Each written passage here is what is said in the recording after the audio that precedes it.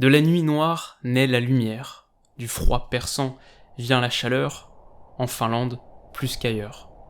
Société agricole au lendemain de la Seconde Guerre mondiale, vivant surtout de ses forêts, pays le plus heureux du monde aujourd'hui, selon l'ONU, la métamorphose de la Finlande n'est pas qu'un miracle économique, elle est la récompense d'un peuple qui sait apprendre, au système éducatif envié. Le football d'ailleurs n'est pas étranger à cette trajectoire et ayant longtemps vécu dans l'ombre de ses frères, semble avoir trouvé son étoile. Le cynisme fait place à la fierté, l'euro arrive. Du froid perçant vient la chaleur, de la nuit noire naît la lumière, et cet été annonce la fin de l'hiver.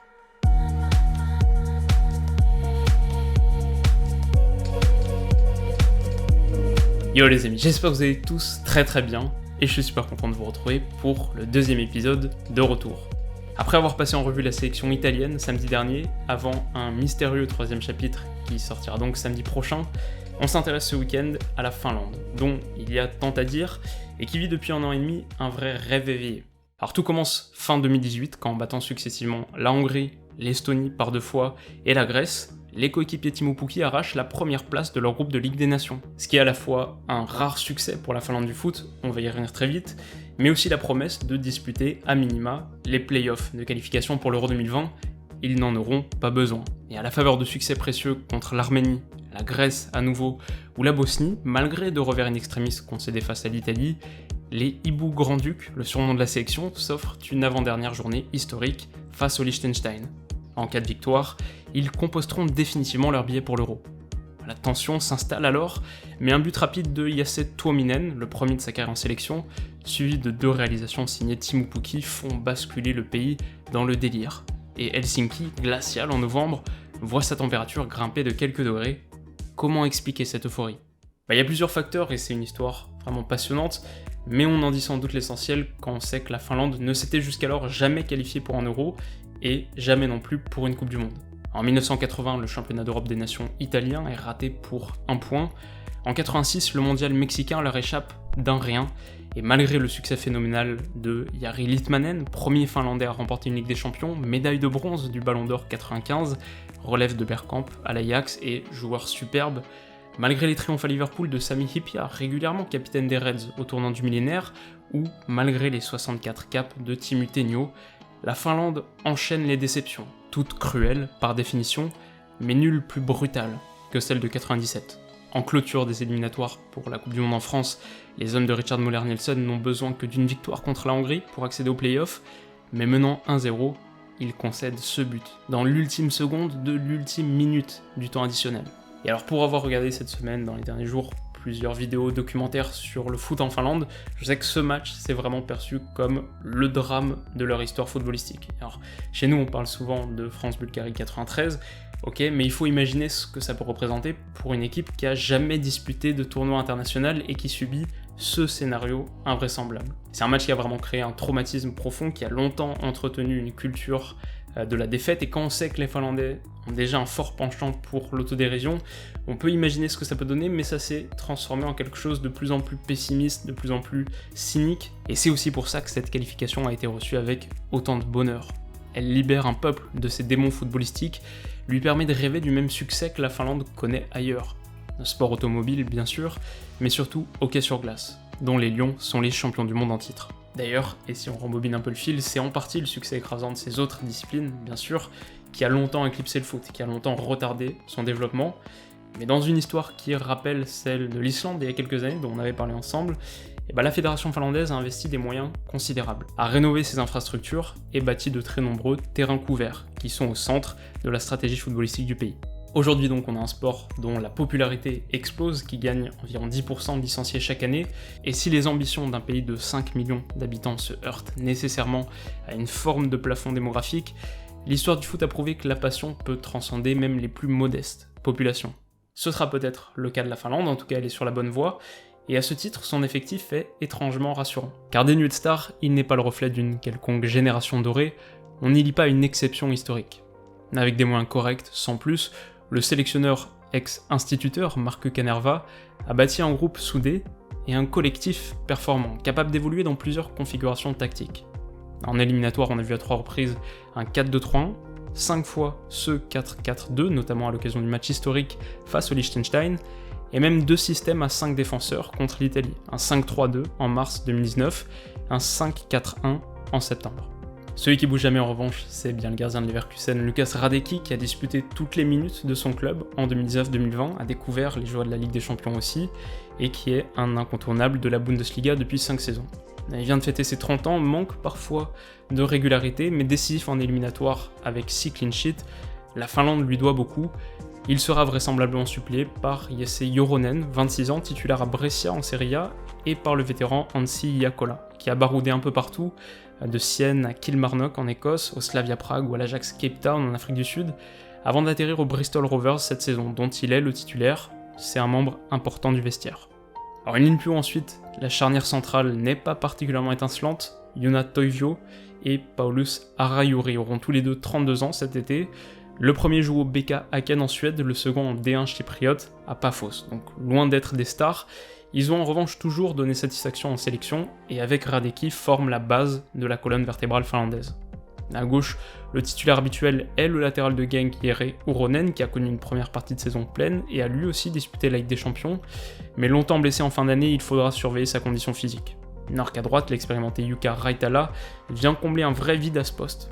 Un latéral gauche de formation capable de jouer central, comme il le fait le plus souvent pour son club de l'Impact Montréal, et il n'y a qu'en sélection qu'il occupe cette position, bien aidé toutefois par son ambidextrie. Sauli Väisänen et Thomas Lam en tant que centraux, comme Jura Pirinen et Albin Granlund sur les côtés, postuleront sérieusement à une place dans la liste des 23. En cas de blessure, Leo Väisänen ou Daniel O'Shaughnessy pourraient également voyager cet été. Au milieu ensuite, on a d'abord un duo très intéressant avec le jeune Glenn Kamara, qui à 24 ans est sans doute l'un des joueurs les plus talentueux de l'effectif, pilier des Rangers de Gerrard, pour lesquels il a déjà joué 2300 minutes cette saison, bon gratteur de ballon mais aussi très fin techniquement, régulièrement encensé par son coach. Il pourrait faire parler de lui cet été, à surveiller de près. Il a en tout cas à ses côtés une vraie personnalité, Tim Sparv de Midtjylland, qui est le capitaine de la section finlandaise et peut-être le joueur le plus apprécié de son pays. 71 caps depuis 2009, une voix publique à l'image du blog qu'il tient et actualise régulièrement. On sent un leader mature, charismatique. L'ombre au tableau est plutôt à trouver au niveau de son temps de jeu, qui s'est considérablement amenuisé cet automne, des bouts de match et pas plus de 80 minutes disputées depuis le 1er septembre. Là aussi c'est une situation à surveiller, mais même si Joni Kauko et Rasmus Schüller sont des alternatives à son poste, on a du mal à l'imaginer céder sa place cet été. Sur les côtés ensuite, à droite, on devrait retrouver Robin Lod du Minnesota United, sans doute suppléé par Simon Skrab qui a rejoint Brescia en provenance du championnat suédois il y a 5 jours à peine. Assez polyvalent, peut également évoluer en tant que buteur, donc un profil intéressant. À gauche en revanche, la hiérarchie a plus de mal à se dessiner. Piri Soiri a pour l'instant une longueur d'avance sur Lassi Lapalainen, mais le plan change souvent en fonction de l'adversaire. On voit parfois également Rasmus Schüller, un peu moins percutant, occuper ce côté. C'est encore plus flou devant, où Joel Poyanpalo de Leverkusen vit un cauchemar sans fin, si souvent blessé qu'on ose à peine l'inclure ici. Si son corps le laisse tranquille, il sera peut-être de la partie, mais je l'imagine plutôt laisser sa place à Jasse Tuominen en tant que second attaquant, voire même à Rasmus Karjalainen. En cas de 3-1, ce sera plutôt même Fredrik Jensen d'Augsbourg, un cran plus bas. Le seul indiscutable, l'unique certitude dans cet océan de doute, c'est évidemment Teemu Pukki. Top scorer et élu meilleur joueur de Championship l'année dernière, révélation de Premier League cet été, le 9 de Norwich est aussi devenu le leader technique de son pays. Ses 10 buts en 10 rencontres d'éliminatoires en attestent.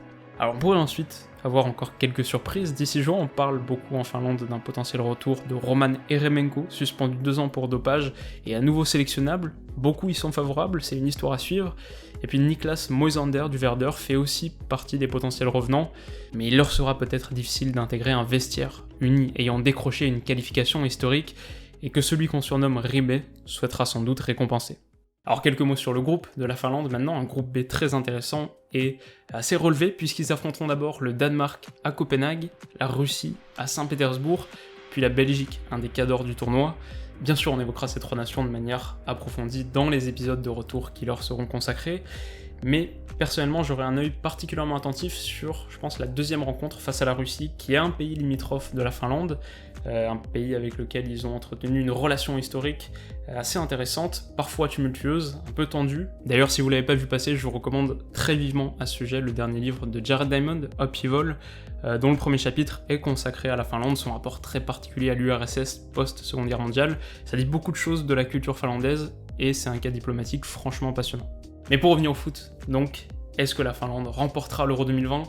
Bah non, certainement pas. À vrai dire, il y a peu de sélections qui partent d'aussi loin. Et même si les Finlandais ont un collectif soudé, même s'ils montrent depuis 2018 une vraie force de caractère, et même s'ils souhaiteront sans doute s'inspirer du parcours de l'Islande en 2016, il semble y avoir tout de même un déficit de qualité individuelle qui compromet leur chance. Alors j'exclus pas pour l'instant une éventuelle qualification pour les huitièmes de finale de l'Euro, surtout que plusieurs troisièmes de groupe pourront y accéder, mais ce serait déjà un exploit formidable.